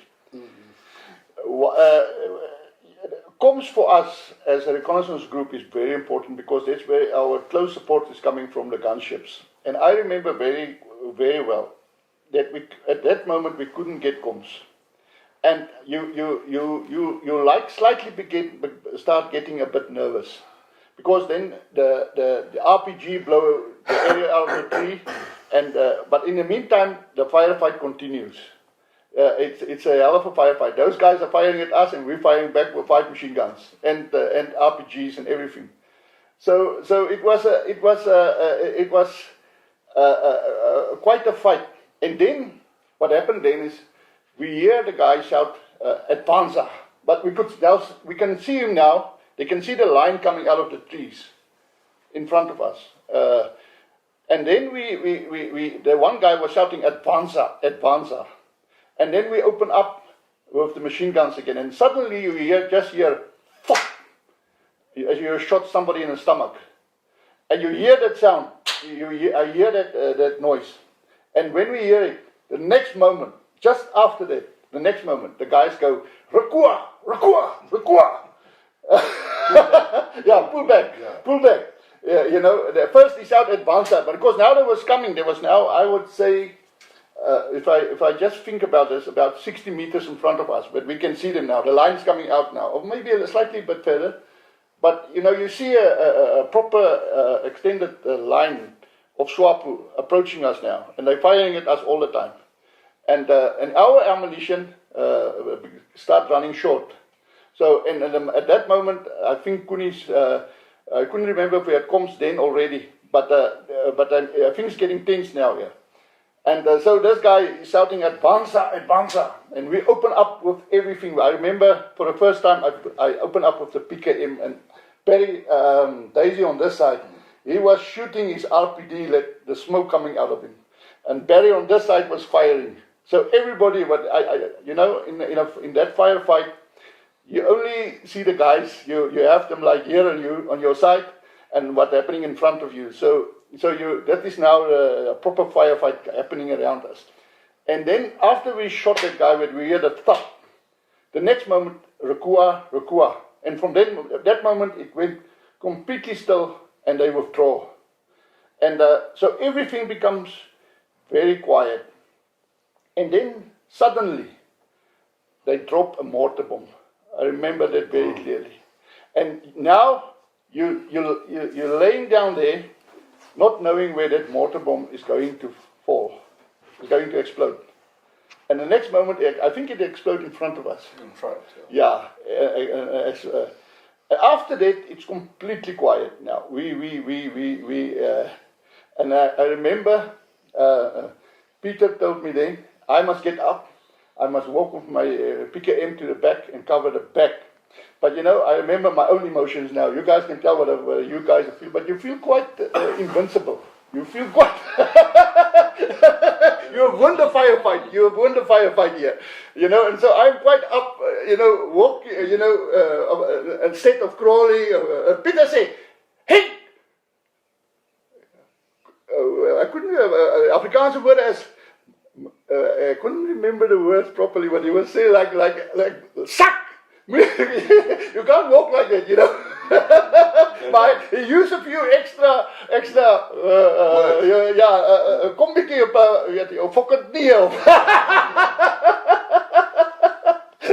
But you know, I remember that very well. After the guys withdraw, after they pull back, you have that. Suddenly, there was like a, you know, it's not invincible, but you feel we have kind of won this firefight. And you feel a little bit, but I think that's where experience coming in. You know, I would say we're not always in that big kind of firefight. So and then, you know, when Peter said, he knows you must get down. You can't stand up like that. They will shoot you, you know, or they will know where we are, or they will put more fire on us and stuff like that. But I mean, that's how I experience it. And then we have to wait there. And I remember he called in. He called HQ, and we were supposed to send us gunships. And when the guns, I think it was the gunships, was flying in to support us. They flew over the base, with the one that we have reported, and they start drawing fire. And then the hell of a firefight broke up in that area. So they couldn't send the Pumas to come and pick us up immediately, because now the whole thing have shifted from us to where the base is and where the firefight is. And maybe somebody else was coming in, maybe Peter, you or somebody else. Just explain what's now the sequences that happen, because we was picked up late at afternoon with the Pumas, but first there was a huge firefight happening now in the base area. Yeah, I don't recall that exactly. I just remember being lifted out. I can't remember how long we stayed in the after the scrap. But I remember we were picked up pretty much right there. Just like an open area behind us, like a bit of a sauna. Yeah. We were picked up from there and taken to the Hague. I can't remember how long we were in there before the choppers arrived. I don't recall that exactly. Yeah, it was quite a long time. Couple of hours, yeah. Yeah, there were gunships coming in, but we were not picked up immediately. It was a while before the Puma came in. Okay, so from my recollection is, we just speak about the emotional side first. We were on an extreme high the night before. We'd eventually picked up the enemy base. We knew exactly where it was. It was a big letdown when they didn't come in and we were in our first lying up position. When we had that first contact, I think it was a shock to the system because there was a lot of incoming fire. I think the guys felt a bit dejected because we didn't do much firing on that first contact. We were receiving a lot of incoming fire. I think the initiative was regained when Kuni pulled the Claymore bank, because that was one hell of an explosion and it shocked the enemy. I think at that stage you start feeling the adrenaline rush and you feel like we're on the upper foot. When we moved to the grassy lying up position, I think we knew now we were in for trouble and we didn't know if we were going to make it or not. And then when they had a lot of incoming fire at that stage. So I think we regained it when we started shooting with all our machine guns because we had a formidable flow of firepower and everything else. And in a contact, funny enough, the noise is very important. And if you feel you've won the noise war, and I think the main turning point was there is when we hit that one guy and we knew that he went down. And Kuni was right as well. At that stage, we were in extended line and we moved forward, but we didn't move forward far. I think we walked 15, 20 meters ahead. And just to go forward, just to see, and we didn't see anything there because I think we engaged them at like 50 or 60 meters. They were a little further. But the second time, we didn't hear anyone crying or... The first time, the guy that was shot, he was moaning and groaning and he was saying, "Oh, mama," which actually means my mother. And so we were on this up and down roller coaster of adrenaline rushes. And I think Henk had a little bit too much adrenaline at that stage. And that's why when he got up, and the idea is that the PKM gunner goes to the back and the rest of us can pass him. And if we attack, then he can hold the position for us while we're trying to do the escape and evasion. And I think with his exuberance, he had a little bit of a swagger and, he thought that we'd won the firefight. But I knew it was just the beginning of the end, not the end of the whole thing. And so we went back, and the Allies didn't actually come to us. They flew over the base on their way to us, and then they drew fire. Right. And it was quite a distance away, and we could hear now there was a big firefight going on. And that made us a bit more confident. And Kuni was right about the mortar that came in, but after that there was a couple of other mortars also thrown in our general direction. And then when at some stage, I got hold of the Mayat's HF net, and I spoke to the Mayat and I said, "Listen, we're in trouble. We are going to be taken out and we need something to pick us up or something to come support us." And I know at that stage I was speaking directly to the Mayat, which you're not allowed to do. You always have to work through your HQ. And I asked the Mayat, were there any jets in the air? And he said, "There's no chance of any jets. They're still at Kayundu and they otherwise engaged." So we had no jet aircraft to assist us. And then while I was speaking to him, a chopper pilot called Hojan came up on the air. And Hojan was actually bringing in, I'm speaking under correction now, definitely General Gelderhuys was coming in, and there was another General Viljoen, I think, were being brought in to the tactical headquarters to see what was going on and evaluate what was going to happen. And this was the early stages of Askari. And obviously they'd come in because of the disaster at Kayundu and we lost numerous people there, and we also lost a biffle to the enemy there that they paraded later.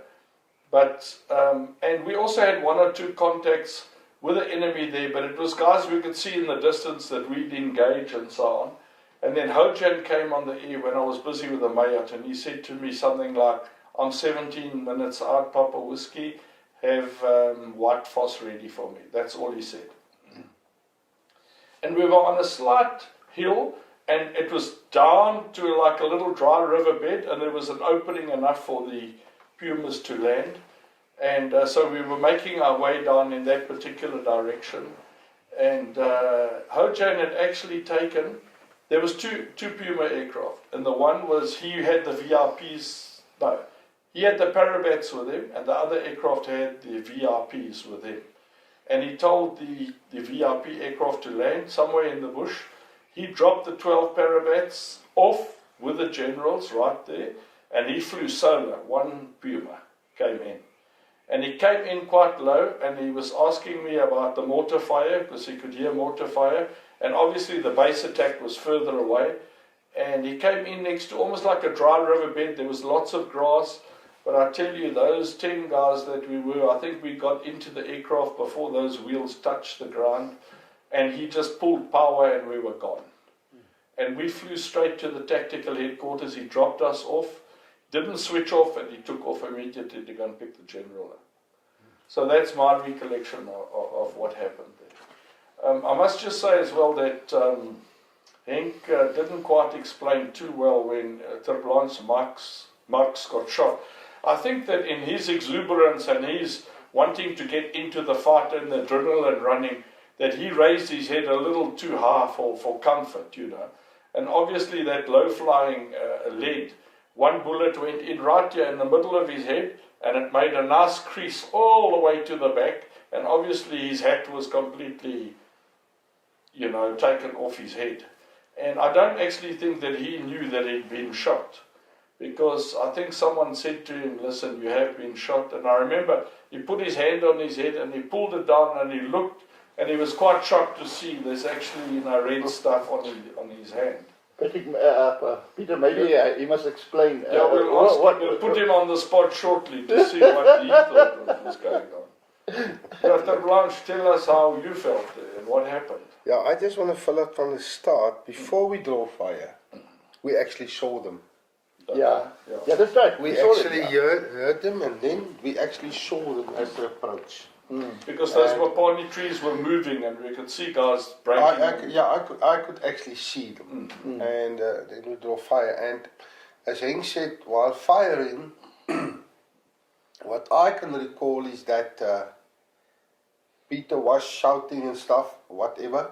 But I can clearly recall how the fire coming from their side was actually shifting, and at the point, I got a bit scared because it felt to me like the fire was like trying to encircle us. And I don't know if any of you recall that, but that's what I can recall. And I actually emptied my belt on my RPD. I can recall that as well. And and then during the fire, I wasn't aware that I lost my hat. But Peter shouted at me, most probably after my hat was blown off, and I just felt something. I thought it was like maybe just something where they shoot a little bit low, something that came up, and and then when they lifted us, then I actually found out that. I've just missed it with 1 inch. But More like a quarter. But you must remember now, he volunteered. And the day before, where Fatki shot the guy that came in, I think they also shot his water bottle. It was in his backpack, in Mashila in front of him. So they shot his water bottle. Now, on this contact, they shot very close. I mean, he must be very close. and he volunteered. And I think just after that, he also departed. then I was actually chased away. Yeah. I don't think you were chased, because look, we landed at the TAC HQ Yeah. and we informed them that were there any injuries or whatever, and we said, I know your serial number was 6, and we said it was number 6 that's been lightly wounded, and we said lightly wounded in the head. And I remember the guy came back to me and he said, there is no thing as a lightly wounded in the head. Head wounds is just a head wound. I also went to the Blanche and asked him, is he okay? And he said, I think he was a bit shaken, and he said, no, he's fine. And I said to him that they told me that he's going to be moving out, so he must pack his stuff and get ready to go. And with the 2 generals being there, they obviously realized that the war was getting a little bit too close for comfort.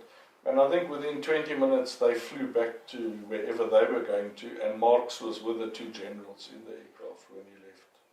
He flew to Oshakati. He flew to Oshakati, direct to Oshakati. Yeah. And then, believe it or not, it's been 43 years since then, and that's the first time we've seen the Roland. Yeah, but I just for me, I always felt after that team of people that they, the 2 days that we, I feel very proud to be part of that team, because it was quite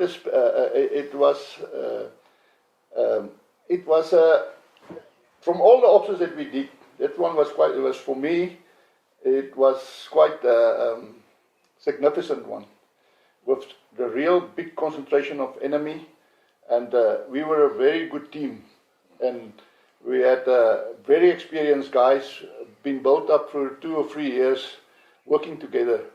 And one thing I also want to mention is that we know him as Captain Willem Ratte. So when we get to, just to bring a bit of perspective to the thing, is that the 2 years that I was now there at Amuhoni, that built up to this, I would say, this period of time of 2 or 3 days that we really had intense battle. Every time we go back to base, we were trained.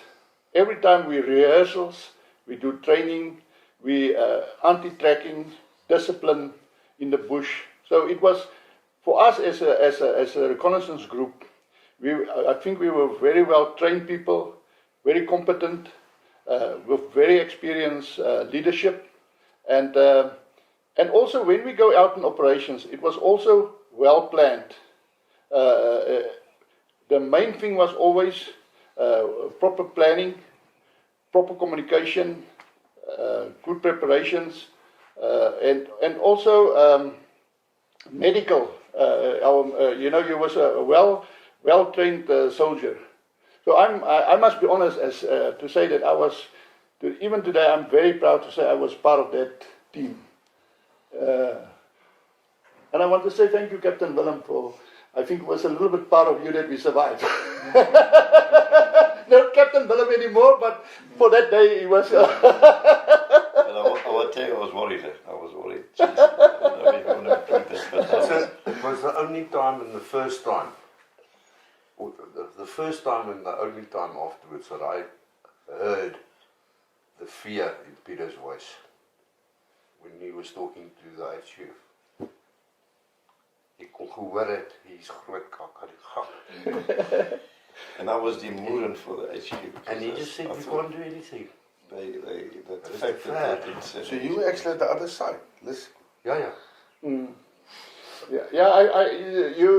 You realize that it is for me when you do a base attack, or I will just do a little bit of when I was with the companies. You in that firing line, and you have time to think, and you're very scared, and it's when you in a situation like this, things happen so that I wouldn't say that I wasn't scared, but it was like you go through the motions.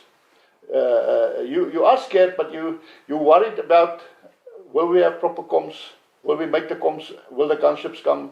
Because that's your lifeline. But the thing is, you go through motions, because through the years that you have built up experience to that moment, it was an exciting moment, and I'm not sure if I'm expressing me correctly. Maybe It's all about it. maybe I should just come in here and bring in the bigger picture again because of Kayundu. Now, the whole reason why this thing nearly went wrong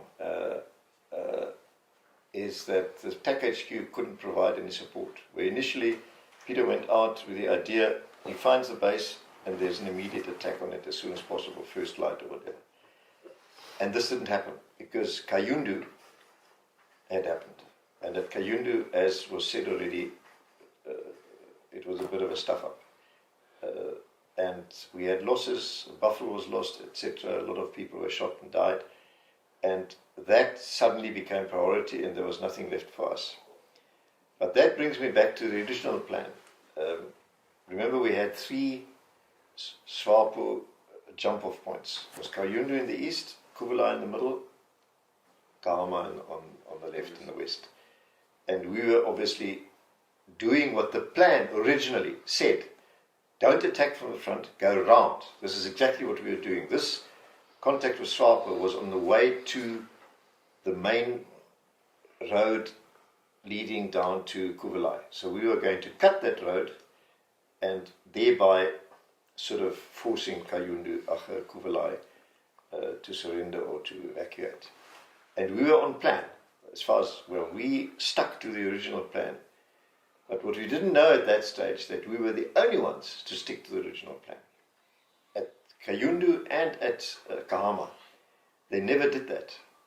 I don't know why, but Kayundu, for example, which was the first one to turn into a stuffer, they never cut that road. They never attempted to cut that road first and foremost. They ended up in a hell of a contact opposite Kayundu, and then they went across and attacked Kayundu directly and suffered losses. I mean, in the end, they didn't do too badly, but they were never able to take Kayundu. The African army was never able to take Kayundu. So in the end, we withdrew, and they sort of righted the situation and cut their losses, but we didn't succeed at Kayundu. Kahama the same. I wasn't there, so I won't be able to judge, but Kahama was never cut off. The only place that was physically cut off was the one that we were about to cut off at north of Kuvalai. We aren't there yet. We are still east of the road. This is where the SWAPOs were, and this is where Peter and them had the contact. And now it's all wrapped up, thanks to the team's survival skills. They did survive, and they did actually quite well, and in the end the gunships did come and everything turned out okay. And from here on, then we'll carry on our way to the road, which is actually Kasinga. Kasinga was the place we were aiming for. Okay, so I just wanted to add a little bit in. Everyone was talking about fear and how you handle fear and so on. And unfortunately, fear is one of those things that differs from person to person. But I think the way that the reconnaissance wing diminished fear was we did these drills and we did these exercises. And I remember we used to do all these 12 different type of exercises. And then we had an exercise called a marrying up exercise. And a marrying up exercise is when you do all these different things. You do an infiltration by night. Some guys supposedly get casevaced. You take the leader away. The mission carries on, and then you'll do vehicle ambushes, or you'll do mining the road. Then you'll do a river crossing, and then you'll do a casevac. Then you'll do an escape and evasion. And in that process of the marrying up drills, it's important to know that eventually you're not doing a drill anymore. You can throw your aide-memoire book away, and it's now muscle memory. And when you come in a situation of we have to do escape and evasion, everybody just knows what you have to do. You don't actually have to think about it. And for the team leader, it's very, very easy, because if you see a mistake, you can just rectify it. But you know that the whole thing is choreographed and you're going towards a plan.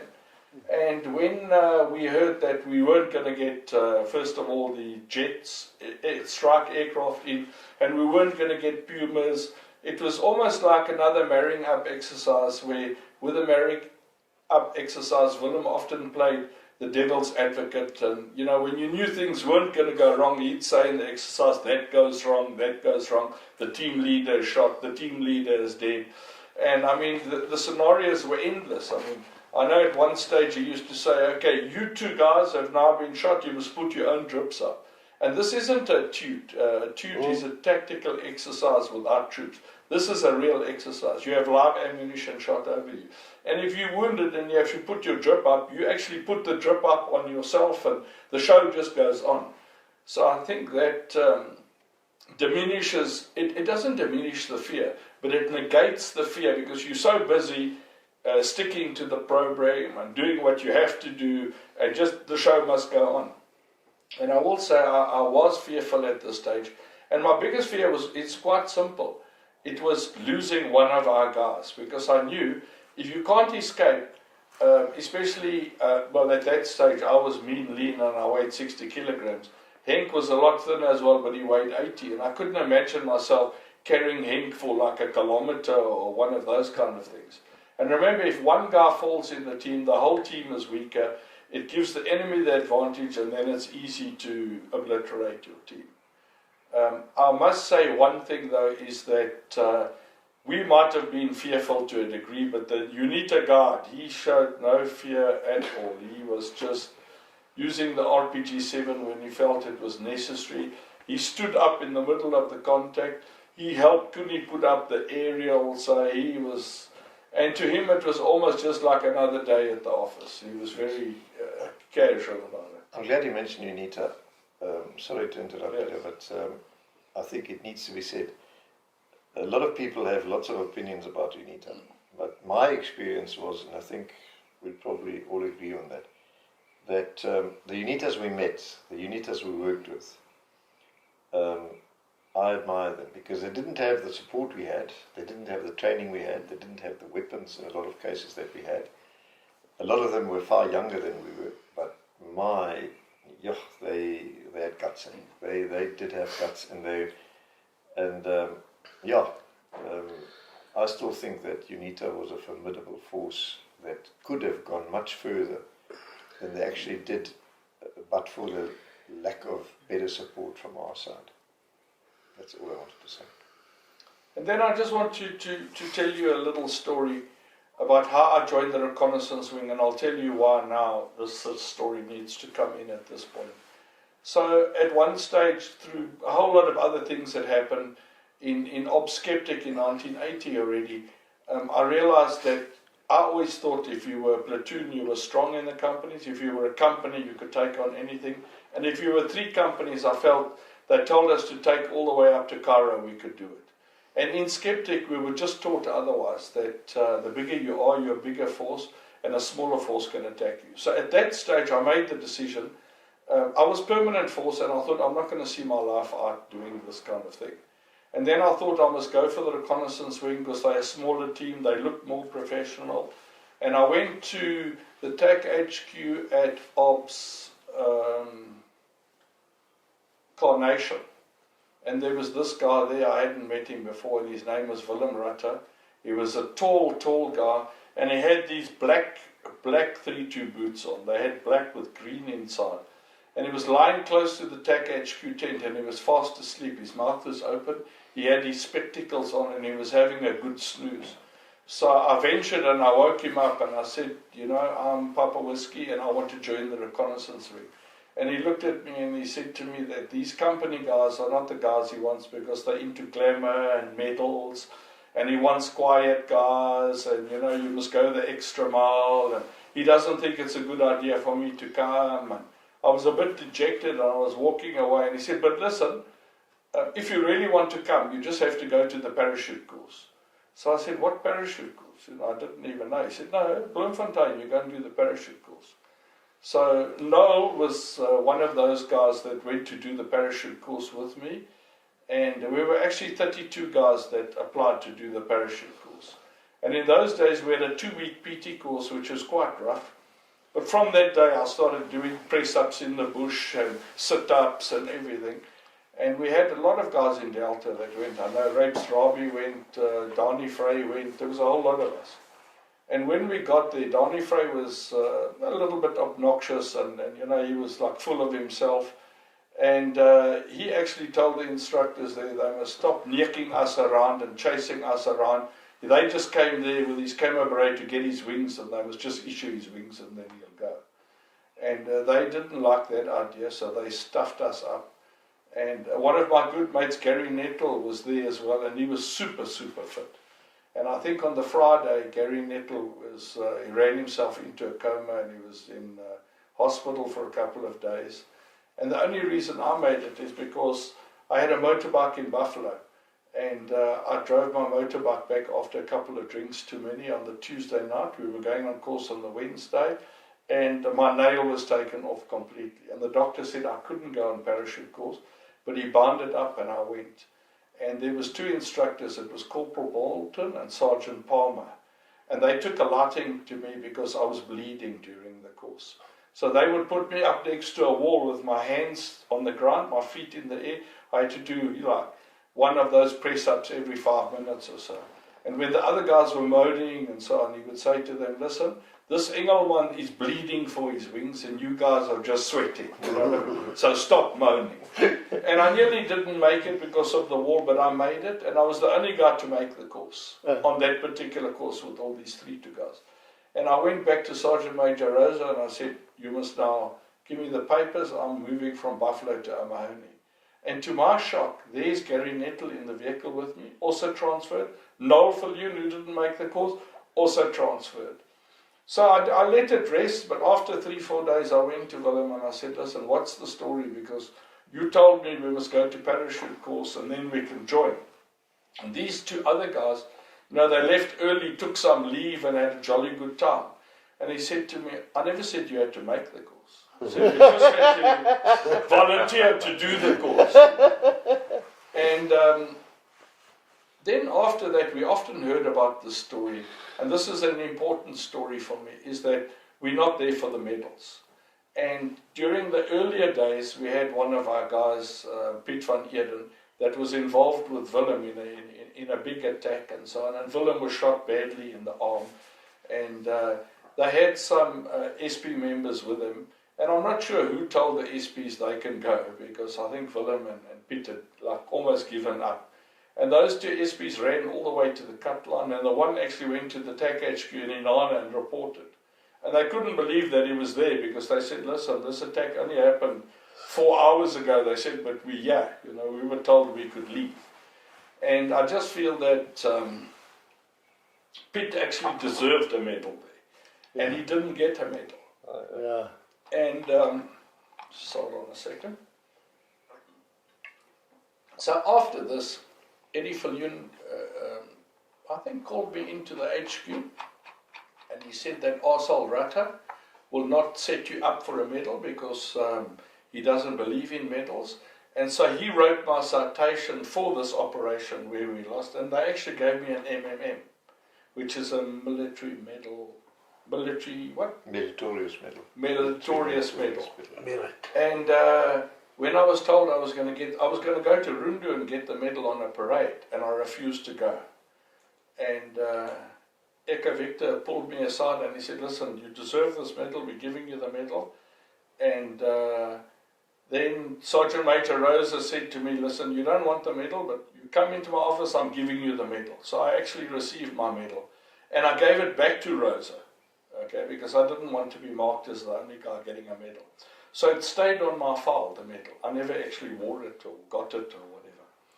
And then after many, many, many years, I actually went back to 3-2 in Pomfret, and then they had the last medal parade at the end, the very, very end, I got to receive my medal. Well done, Peter. Yeah.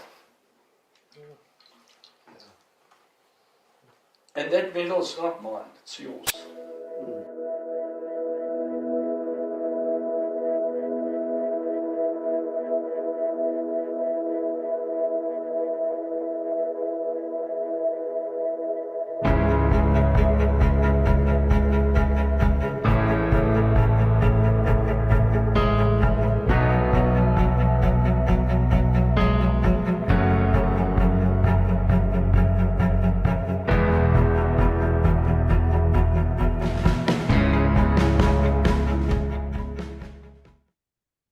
We've come to the end of this episode.